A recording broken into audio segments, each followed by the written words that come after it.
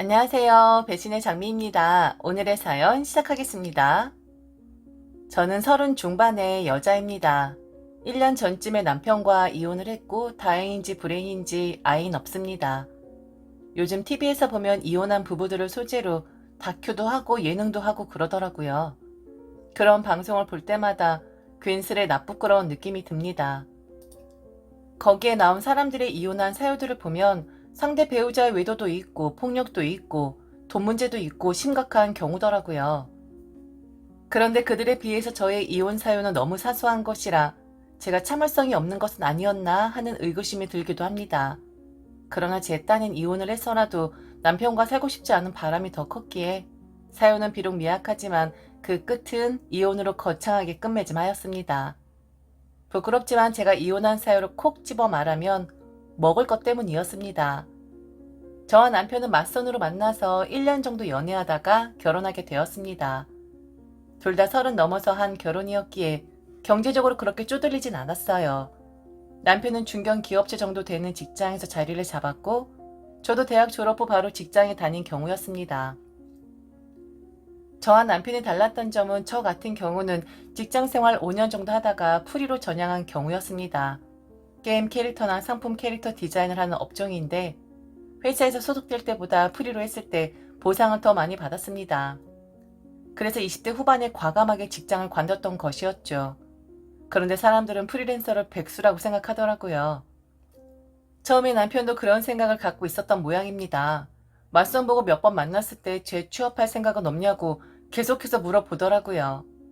프리랜서보다는 직장이 있어야 향후 사는데 안정적이지 않겠냐. 꼭 돈 때문이 아니라 여자들 결혼하고 집에만 있으면 푹 퍼져서 못 쓴다 등등 이유도 많았습니다. 제 입으로 현재 월 수입이 얼마인데 그 정도면 당신 월급보다 많은 거 아니냐고 반문할 수도 있었지만 제 입으로 백수 아니고 돈도 잘 번다고 말하기는 쑥스럽더라고요. 그래서 그땐 체질상 직장 생활이 잘 안 맞는 것 같다고 둘러댔습니다. 그날 남편이 인간관계 때문이냐며 카네기의 인간관계론에 대해서 일장 연설을 늘어놓기도 했습니다. 서로에게 호감이 있었던 저희는 결혼을 전제로 교제를 하기로 했고 1년이 조금 못 되는 연애 기간에 종지부를 찍고 결혼을 하게 되었습니다. 남편은 결혼 전에 자신의 통장을 보여주더라고요. 직장 생활한 지 몇 년 안 되었을 텐데 1억 원 이상 모았더라고요. 그러면서 제게도 통장을 보여달라고 하더라고요. 저는 남편의 통장을 보여달라고 한 적도 없고 딱히 보고 싶지도 않았는데 따지듯이 제 통장을 보여달라며 떼를 쓰더라고요. 저는 남편에게 꼭 당신만큼 쟁여두었으니 걱정하지 말라고 대충 얼버무렸습니다. 그 이후로도 계속 보여달라고 떼를 썼지만 저는 자존심상 보여주진 않았어요. 대신 저희는 결혼 비용은 두 사람이 모은 돈으로 충당하기로 합의했습니다.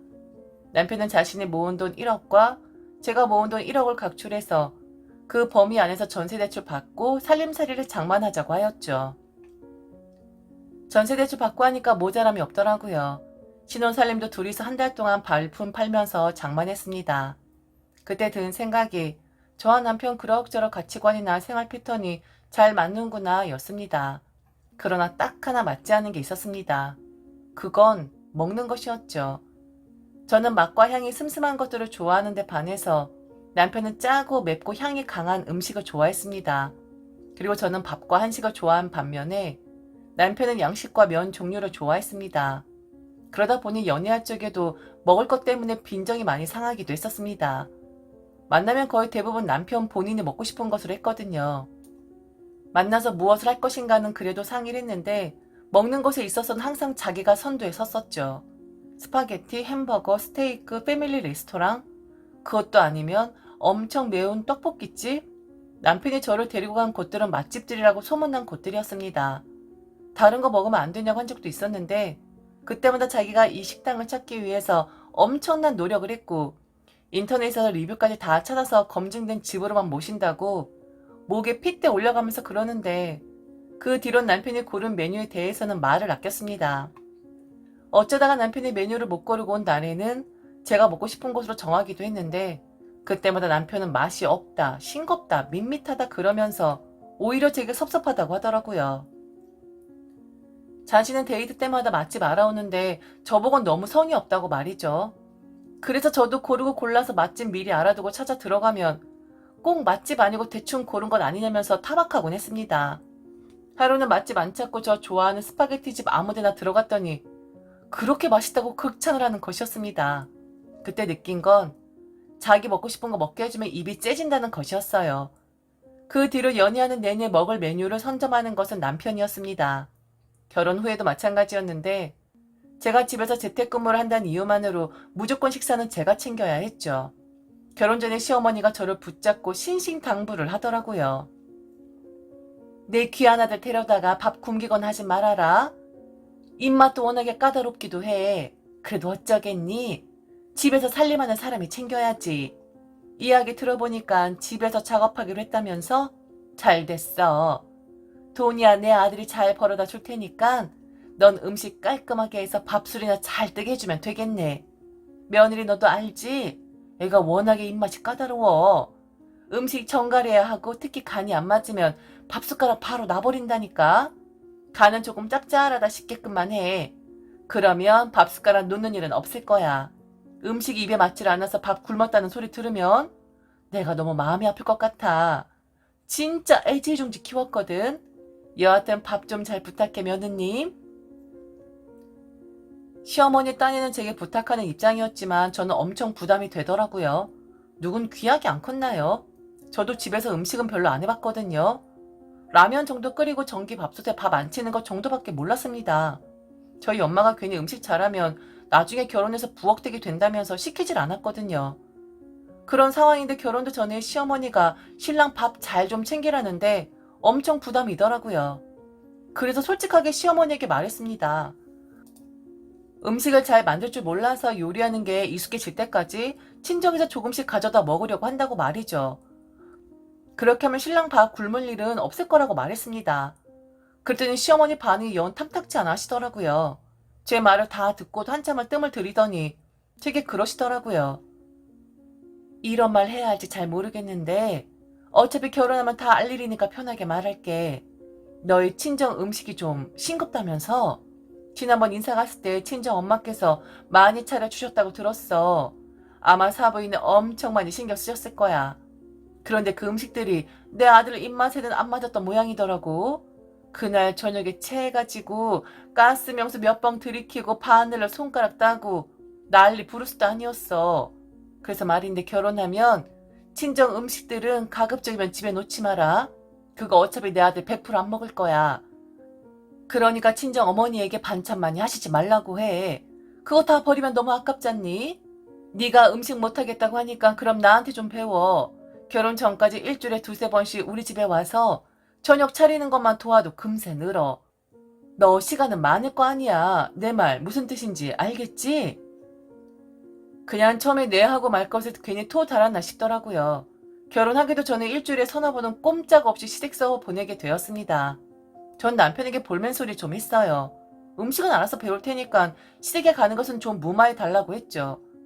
그랬더니 남편 한다는 소리가 결혼 전에 왔다 갔다 하면 정도 쌓이고 좋은 거 아니냐면서 좋게 생각하라고 하더라고요. 대놓고 제게 시어머니 음식 솜씨 반만 닮아가지고 오라고 하더군요. 제가 밥하려고 결혼하는 것도 아니었는데 확 빈정이 상해서 친정 엄마에게 결혼하고 싶지 않다고 말했더니 친정 엄마는 뭐 그렇게까지 생각하냐며 기껏해야 한 달 만이니까 좀 참고 좋은 모습 보이라고 하더라고요. 친정 엄마 말대로 결혼식 앞두고 한 달 동안 일주일에 서너 번씩은 시댁에서 음식 배우고 만들고 설거지까지 했습니다. 제가 시댁 주방에서 일할 때 남편은 거실에서 시아버지와 TV를 보고 있었죠. 설거지 한 번을 안 도와주더라고요. 거기에 대해서도 한마디 하니까 돌아오는 대답은 조선시대 사람 같았어요. 한자 시간에 부부 유배할이라고 들어는 봤지? 남편은 남편의 도리가 있고 아내는 아내의 도리가 있는 법이라는 뜻이야. 아버지가 정한 우리 집 가훈이기도 해. 그런 상황에서 내가 주방에 들어가서 설거지를 어떻게 하냐? 그거 다 당신에게 마이너스라고. 며느리 시아버지 사랑이라는데 아버지한테 괜히 밉보일 필요 없잖아. 시댁에서 못하면 집에서라도 해주면 될 것인데 결혼 후에 집에서 한 번은 설거지하는 꼴을 본 적이 없습니다. 미꾸라지처럼 이리 슬쩍 저리 슬쩍 빠져나가는 게 남편의 특기였어요. 그런 속 시끄러운 상황 속에서도 시간은 갔고 저희는 결혼을 하게 되었죠. 결혼한 이후로 저는 남편의 식사를 매일같이 챙겨야 했습니다. 남편의 경우는 술을 마시거나 하는 사람은 아니었습니다. 퇴근하면 칼같이 집으로 귀가하는 사람이었죠. 회사가 사업이 잘 되는지 어쩌는지 몰라도 그 흔한 야근도 잘 안 했습니다. 그러다 보니 7시가 되기 전에 들어왔고 7시엔 무조건 저녁밥을 먹어야 하는 사람이었죠. 저 같은 경우는 새벽까지 작업을 하다가 아침에 일어나서 물 한 잔, 차 한 잔 마시면 끝이었고 점심 겸 저녁으로 간단히 먹고 작업하다가 출출하면 간식 조금으로 때우는 식이었습니다. 그런데 남편은 삼시세끼 꼭 떼밥을 먹어야 했어요. 신혼 초엔 몇 번 제 라이프 스타일대로 했더니 밥도 안 해줄 만큼 자기를 무시한다면서 발끈하더라고요. 넌 하루 종일 집에만 있잖아. 그럼 최소한 밥 정도는 네가 해야 하는 거 아니냐? 난 아침 일찍 나가서 저녁 늦게까지 일하는데 너는 편하게 집에 있으면서 저녁밥을 나보고 혼자 차려 먹으라는 건 내가 먹같이 보인다는 거 아니야? 나는 꼭 때만 먹어야 하는 사람이라고. 그거 못 해주겠으면 지금이라도 물으든가. 저녁밥 안 챙겨줬다고 결혼한 지 2주일 만에 무르자는 사람이었습니다. 결혼식이 장난도 아니고 그 많은 사람들 불러다가 결혼했습니다 선포해놓고 밥 때문에 갈라설 순 없었죠. 남편 말대로 제가 집에 있으니까, 그리고 그 시기는 결혼식 때문에 일거리도 많이 수주하지 않아서 조금 한가할 때니까 남편 바람대로 저녁밥은 챙겨주기로 했습니다. 그런데 결혼 전에 데이트했던 때랑 똑같았습니다. 제가 좋아하는 음식을 해놓으면 간이 되었니 안 되었니 타박이었고 때로는 반찬 한번 집어먹더니 숟가락을 놓고 가버린 적도 있었죠. 반대로 남편이 좋아하는 음식 해놓으면 맛있다, 음식 솜씨 왜 이리 늘었냐 하면서 개눈 감추듯 먹었습니다. 칭찬은 고래도 춤추게 한다더니만 그땐 남편이 칭찬해주면 신이 나서 더 남편 입맛에 맞게끔 해주게 되더라고요. 그러던 중에 정말 정 떨어지는 일이 한 번 있었습니다. 친정엄마가 저 좋아하는 나물 반찬 종류를 여러 테 오셨어요. 남편은 같이 많이 먹으라면서 넉넉하게 했었죠. 그날 저녁은 남편 좋아하는 스팸찌개 끓여놓고 반찬은 친정엄마 것으로 대신했는데 딱 보더니만 젓가락으로 툭툭 치면서 딱 봐도 간이 덜 된 거 아니냐고 제 앞으로 다 밀어 넣더라고요. 뭐 입맛에 맞질 않으니까 그런가 보다 했습니다. 친정엄마 반찬이 많으니까 남편 좋아하는 찌개로만 해놓고 반찬은 만들지 않았는데 그 다음날도 남편은 친정엄마 반찬은 손도 안 댔죠. 그거 보고 내일은 반찬 좀 만들어줘야겠다 생각하고 있었는데 그 다음날 밥을 먹으려고 주방에 가니까 주방에 빈 반찬 그릇이 수북한 것이었습니다. 무슨 일인가 싶어서 들여다보니 글쎄 친정엄마 반찬은 다 버려버렸더라고요. 기가 막혀서 전화니 한다는 소리가 너무 이기적이었습니다. 장모님 반찬 때문에 다른 반찬 안 해주잖아. 그래서 그랬다. 그러니까 너도 양심상 나 먹을 것 정도 만들어줘야 하는 거 아니냐? 그리고 반찬 이틀 먹었으면 많이 먹었지 뭘 그래. 저녁 때 맛있는 거나 먹자. 돈가스 좀 튀겨. 남편은 반찬 때문에 퉁명스럽더라고요. 어째 그리 먹는 거에 민감한지 이해가 안 갔습니다. 그렇다고 엄청 뚱뚱한 사람도 아닙니다. 그냥 날씬한 정도죠. 그렇게 기름지고 자극적인 음식 찾아대는데 살도 잘 안 찌는 게 신기한 사람입니다. 성격이 지랄맞고 밥 때문에 스트레스 받기 싫어서 남편 해달라는 거 해주고 밥은 혼자 먹으라고 했습니다. 그렇게 며칠 남편 저녁 밥상만 봐두고 저는 저녁을 아예 안 먹었죠. 그런데 그게 또 익숙해지더라고요. 제 옛날 생활 패턴대로 늦은 점심 겸 저녁을 먹고 남편 밥상만 따로 챙겨두었죠. 굳이 입맛도 다른데 한 상에다 이것저것 반찬 꺼내놓을 필요도 없고 저는 늦게 안 먹어서 부대낌도 없고 좋았습니다. 그렇게 1년 가까이 평일 저녁은 각자 먹었어요. 평일만 그랬다는 것이고 주말엔 또 주말대로 남편 식단 때문에 스트레스를 받아야 했습니다. 그 스트레스가 심해서 심리상담도 받아봤는데 상담사가 조금 더 너그럽게 생각하는 훈련을 시켜주더라고요. 그러면서 남편의 음식 타박에 대해 스트레스를 다소 완화할 수 있었습니다. 다행히 여러 달 동안 스트레스 없이 잘 보냈는데 엉뚱한 곳에서 빵 터지게 되었죠. 그날은 제가 일할 것이 많아서 저도 점심을 건너뛰고 수정 마감을 하고 있을 때였습니다. 남편이 퇴근하고 들어오더라고요. 시계를 본 7시였죠. 정신없이 하느라 시간 가는 줄도 몰랐습니다. 전 남편에게 오랜만에 배달시켜 먹자고 하였는데 남편은 화를 내더라고요. 지금 저녁 피크타임이잖아. 지금 시키면 배달 1시간 넘게 걸린다고. 넌 집에 있으면서 여지껏 밥도 안 하고 뭐 했냐? 하여간 여자들이란. 집에만 있으면 푹 퍼져서 게을러지긴 하고 남편이 밖에서 얼마나 힘들게 돈을 버는지 관심도 없지? 그러니까 남편들이 아내들에게 정이 안 떨어지냐? 아 배고파 죽겠어. 까르보나라 스파게티 좀 해. 베이컨 좀 많이 넣고 아예 씻고 나올 테니까. 남편이 원래 스파게티 그 중에서도 밀크 소스로 만든 까르보나라를 정말 좋아했습니다. 그런데 그건 시간도 좀 잡아먹고 전 한 끼도 안 먹었던 때라 너무 느끼할 것 같았어요. 남편이 씻으러 들어갈게 문 밖에서 까르보나라 내일 먹고 오늘은 그냥 국수 비빌게 라고 말하니 알아서 하라고 그러더라고요. 그래서 저는 평소에 남편이 맛있다고 했던 양념 국수를 후딱 만들었습니다. 만들면서도 입에 침이 고이더라고요. 2인분 잘 비벼서 각자 대접에 세팅하고 나니 마침 남편이 나왔습니다. 남편은 식탁과 저를 번갈아 보더니만 갑자기 국수가 든 대접을 벽에 던져서 박살을 내는 것이었습니다. 와, 이 여자 보게 딱 지가 먹고 싶은 것으로만 했구만. 내가 분명히 까르보나라 먹는다고 했지. 근데 왜 메뉴 네 맘대로 바꾸냐? 너까지 나 무시하냐? 너나 돼지처럼 처먹어. 난 나가서 먹으려니까. 저는 순간적으로 화를 주체할 수 없었고 막 소리 질렀습니다. 그런 저를 보고 남편이 미쳤냐면서 옆집 사람들 보기 창피하다고 제 입을 막는데 남편과 몸싸움을 하다가 깨진 그릇을 밟고 말았죠. 제 발에 피가 콸콸 쏟아지는 것입니다. 저는 피를 보자마자 이성이 마비가 된 줄 알았어요. 고래고래 소리를 지르고 울면서 친정 엄마에게 전화를 했죠.